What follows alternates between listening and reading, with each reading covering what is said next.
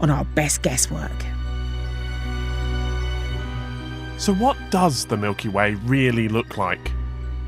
We're about to find out.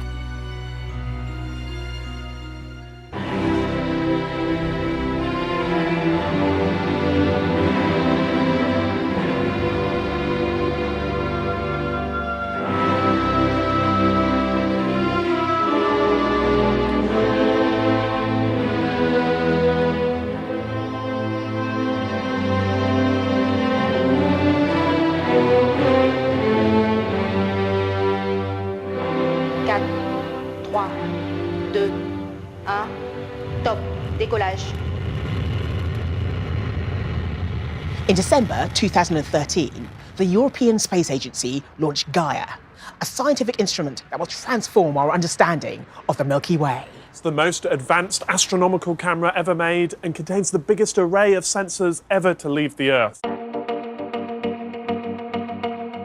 The camera is packed with 1 billion pixels, over 60 times more than the Hubble Space Telescope cameras, and it will allow Gaia to learn more about our galaxy than ever before. We've come to the company that built this incredible sensor to explore the story behind it. Also, what does our galaxy actually look like? At the moment, we think that we've got a 4-spiral arm structure. A few years back, we thought we only had 3. It's amazing how the picture changes. And physicist Jim Al-Khalili finds out how the mission will let us trace the hidden matter that shapes our galaxy. Without dark matter, the universe as we see it simply wouldn't exist.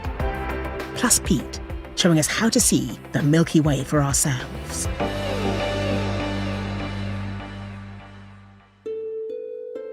Seen from Earth, the Milky Way is a glorious sight as it stretches across the night sky.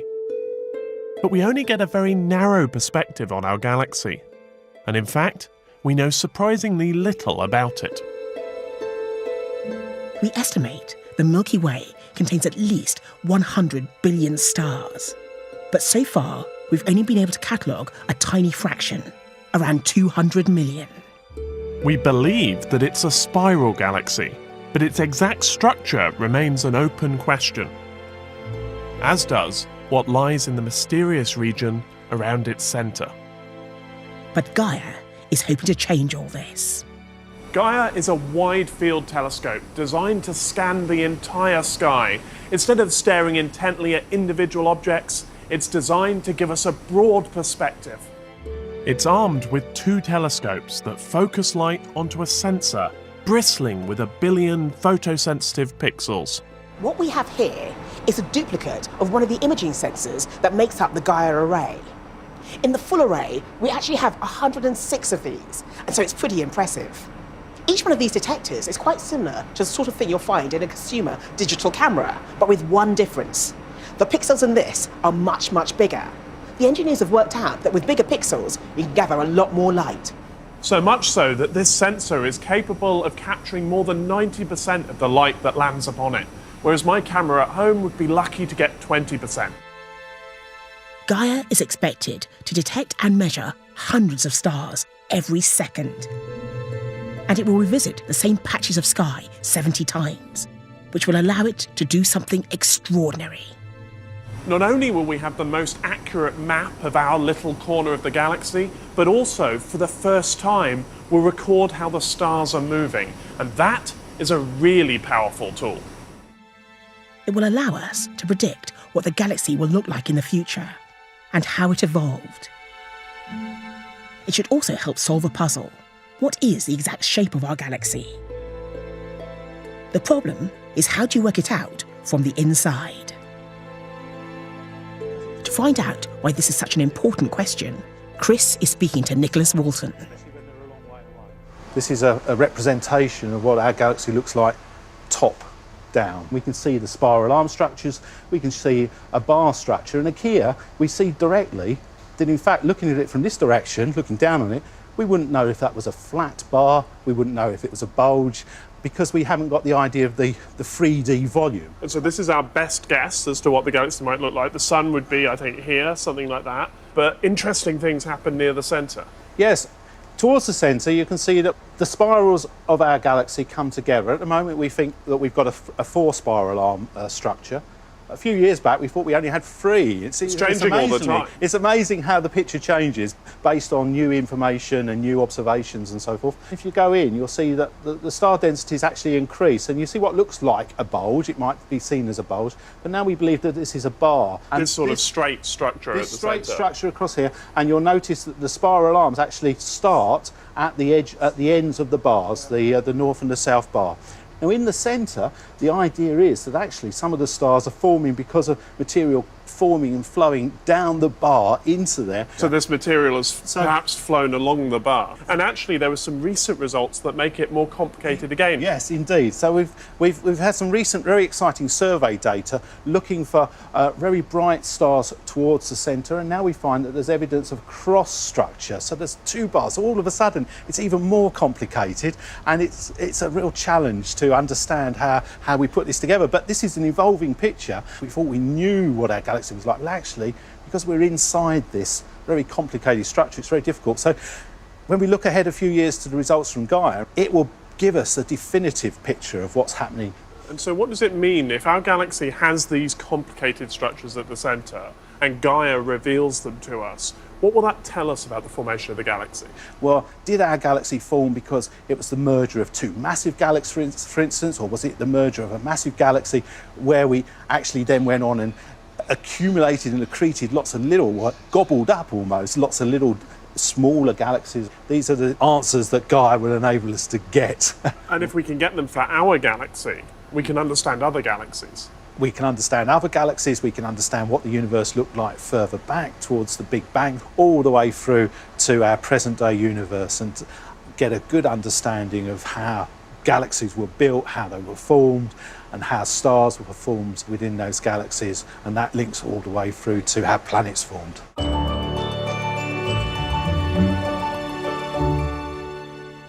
The main focus of Gaia's work will be to catalogue millions of stars, but scientists are hoping that it will do much more, that it will shed some light on one of the most mysterious and hard to imagine constituents of our galaxy, dark matter. Dark matter is thought to be everywhere, in the depths of space, all around us. Billions of particles passing through your body every second, and yet it is also completely invisible. Physicist Jim Al-Khalili is investigating what dark matter really is, and how Gaia might help us find out more about it. For almost a century, scientists have been searching for dark matter without success. But we know something is there. The key is gravity. Look up at the night sky and you expect gravity to explain the distribution and movement of all the stars.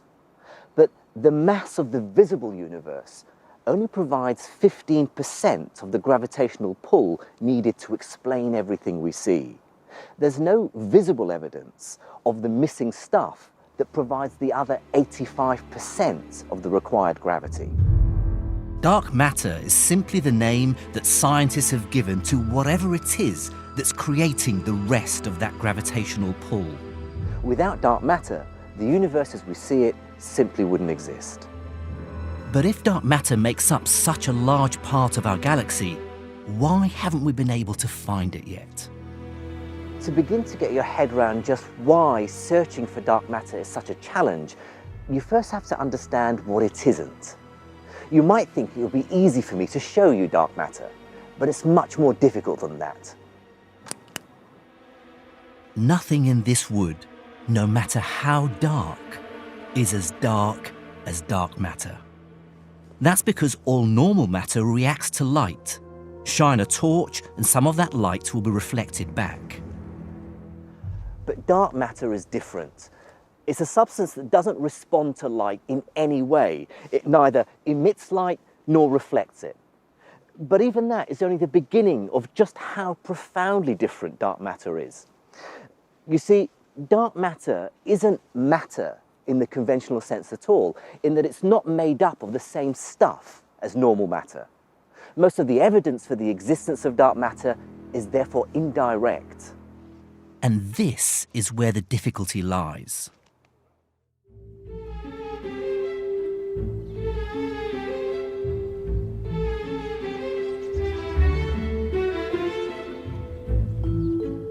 problem is, we just don't know what dark matter is.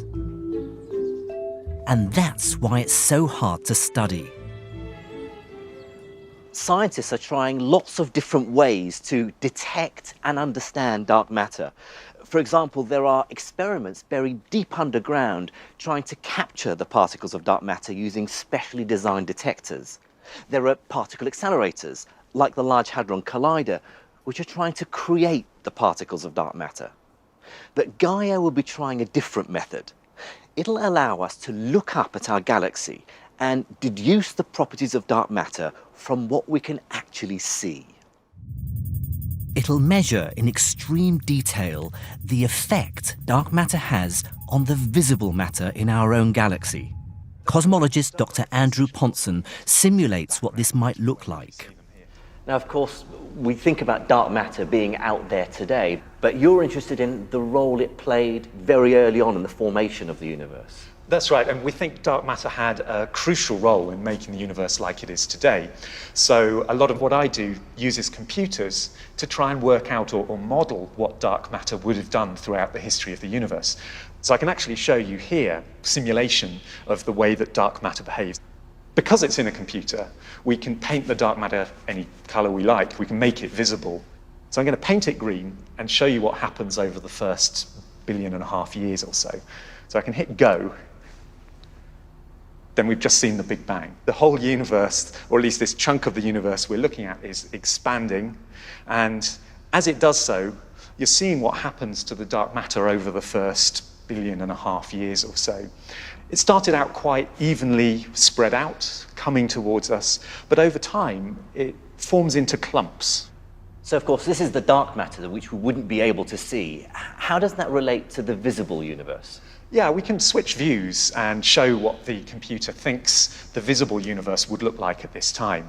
Every dot of light you see here is a forming mini galaxy. It's got maybe a few million stars in it. But the key thing is that they wouldn't be there unless that the dark matter that we were seeing just before is there in the first place.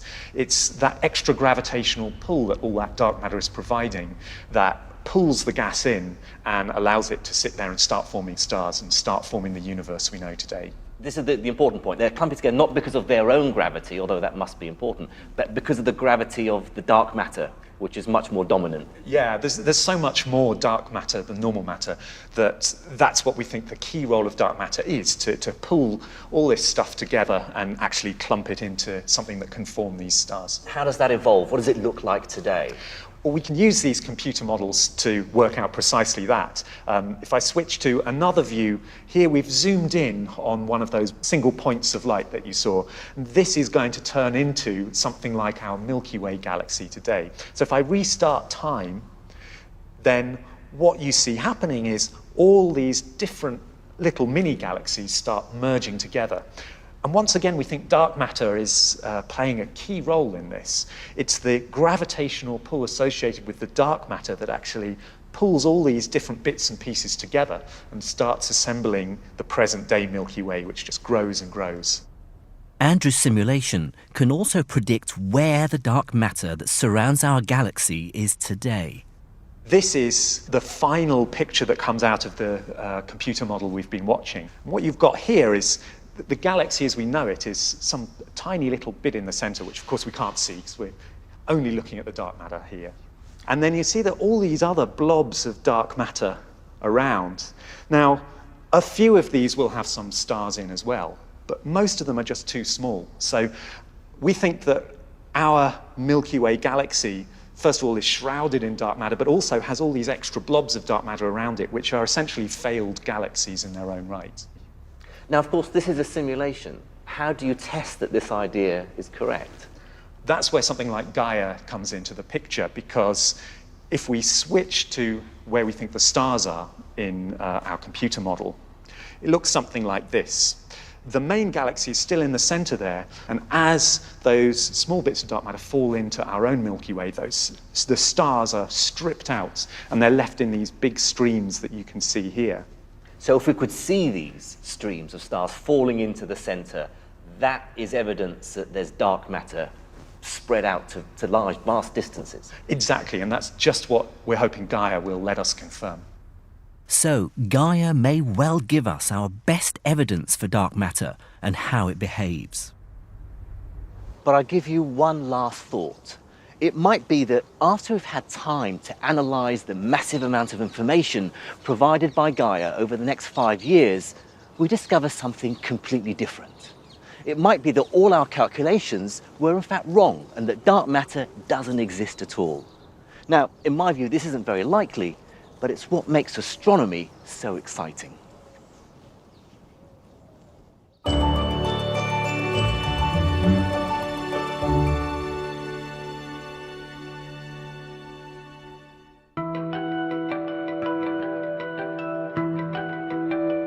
The key to the success of Gaia are the imaging sensors that make up the spacecraft's billion-pixel camera. Producing these sensors requires some very delicate engineering. We're back here at the E2V laboratories, and what you can see in front of us is where they assemble the detectors. Now, it's in a clean room because of contamination such as dust. This can play two roles. If it sits on top of the detector, it stops the light or the photons getting in. But if it's embedded in the electronics, it kills the detector dead. Now, contamination is such an issue that I'm not allowed in, but we've cleaned up our cameraman, Nick, and he's showing us the close-up detail. The battle with dust is extreme. In this clean room, there is 35,000 times fewer dust particles than in normal air. They've got over 300 people making sensors for all sorts of space missions. As well as Gaia, this company has built sensors for the Rosetta Comet landing mission, Planet Hunter Kepler, and the Mars Curiosity rover. What they're actually doing in there is cleaning the detectors before they're sent off for testing. Dust isn't the only challenge in making the sensors. They also have to be designed to cope with the violent experience of being launched into space. Chief Engineer David Morris simulates the conditions of a launch with a vibration test. So what sort of force are you putting it under? It goes up to about 50 times the force due to gravity on Earth, simply by this vibration in 3 axes. So it seems really odd, because you spend so much time making these wonderful detectors, and then you put them through hell. They have to go through hell, because otherwise we won't be confident they'll survive when they go through the hell of launch. But it is always traumatic, worrying about whether or not what we've designed and built will survive this sort of extreme violence. This process reveals the key to successful space engineering: extreme precision married with extreme robustness.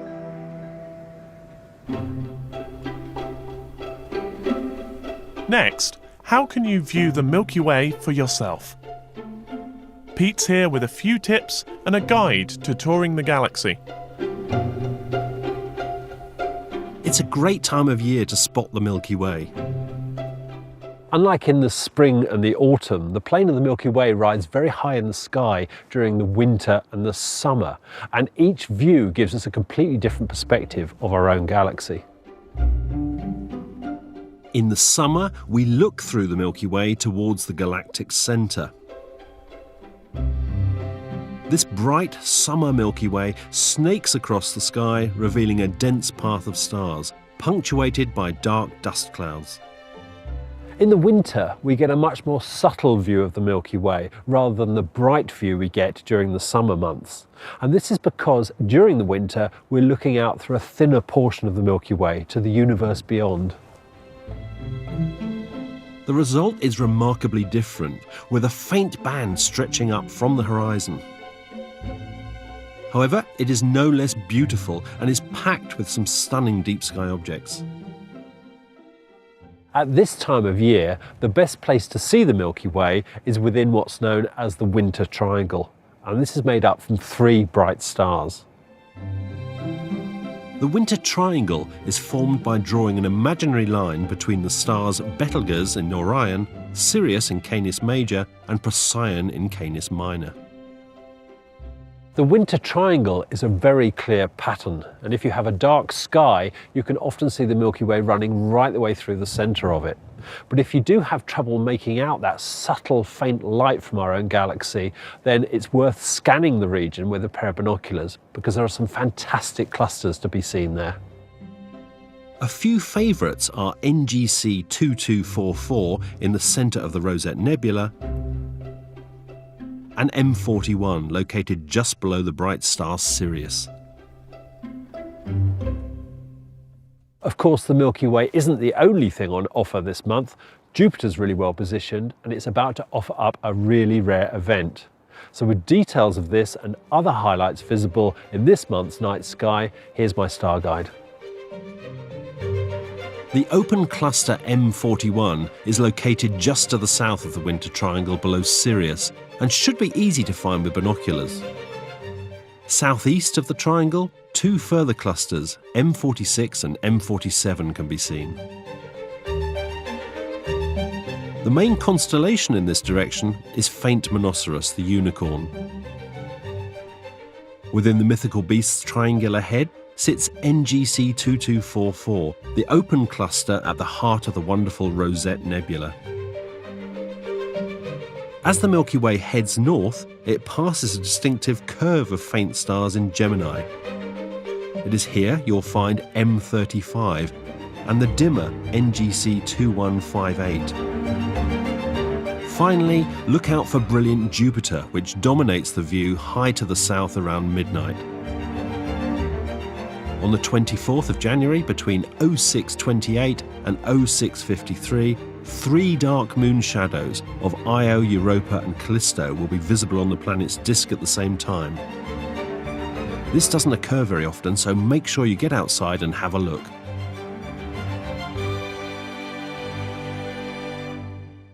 Now, back to Gaia, and it'll be a few years before we get the first new star catalogues and maps from the data that it's sent back to Earth.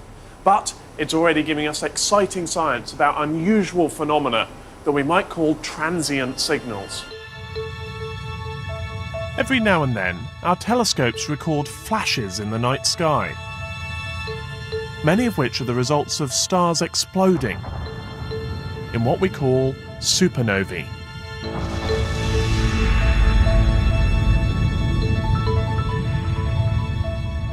These are rare events, but they have enormous scientific value. In these stellar deaths, we can reveal how many of our elements were created, and also how the universe is expanding. What Gaia will do is will help us find many more of these things as they happen, and it might even help us discover a new type of exploding star. Maggie is talking to Dr. Simon Hodgkin, who'll be releasing information about these signals as they're found. Simon, can you describe to me, what is a transient signal? A transient signal is one that doesn't last for a terribly long time. So it's only there for a small amount of time, and it's important to react quickly to learn what it is before the light disappears. So there's a whole range of events, transient events. There can be super flares on stars like our sun, which can last for hours to days, but there can be supernova events that last for weeks to months.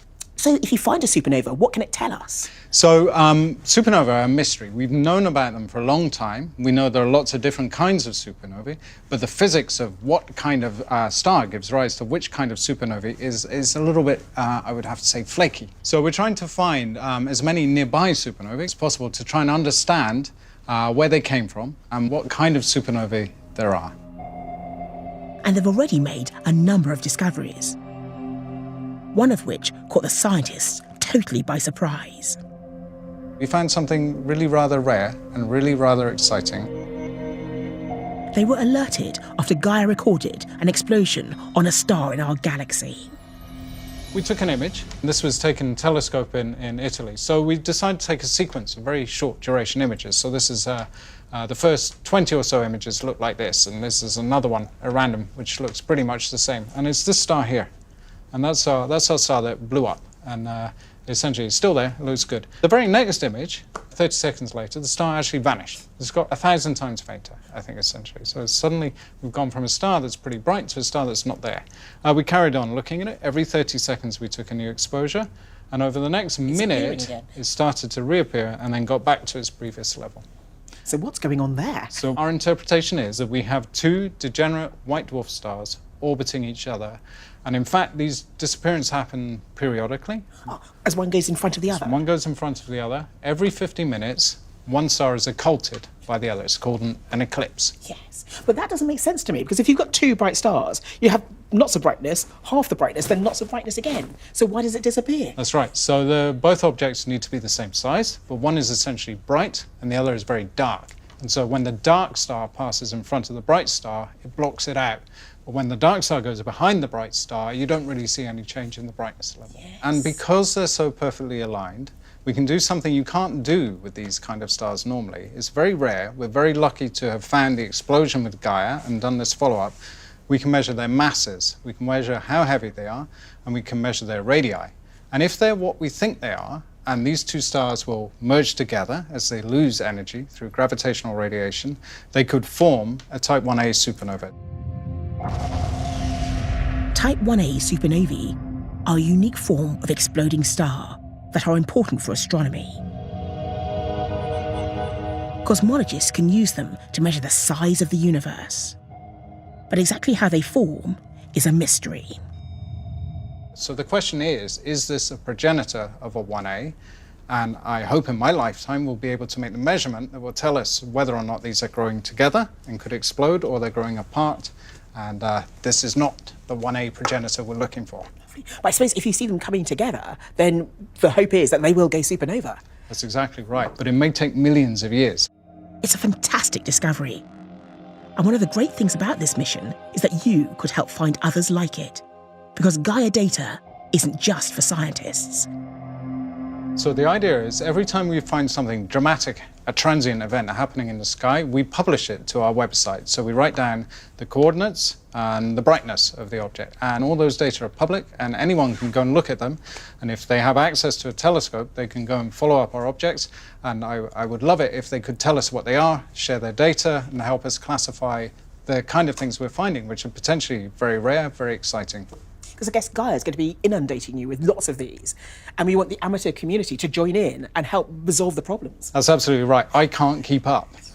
We're finding 3 or 4 or 5 a day. We don't have the resources to follow them all up, whereas the amateur community can help for the ones that are bright enough for them. And even in schools, there are access to a network of telescopes that the school children can have access to and trigger follow-up observations of objects we've found.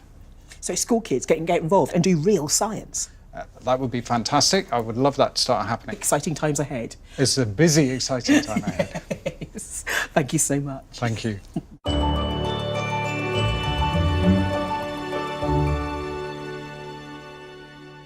To find out more about Simon's project, you can visit our website at bbc.co.uk/Sky at Night. It really is a fabulous chance for schools to get involved in pushing back the frontiers of knowledge. That's it for this programme. Next month, we'll be scanning the skies for UFOs to reveal how the search for little green men has transformed our knowledge of the universe. In the meantime, get outside and get looking up. Good night. And The Sky at Night BBC book is available now. We're heading north from Peru here on BBC4 this evening as Jago Cooper discovers how the Inca Empire met its demise. The final part of Masters of the Clouds is at 9. Next though, clang, clang, clang goes the trolley as Time Shift celebrates the golden age of the streetcar in just a moment.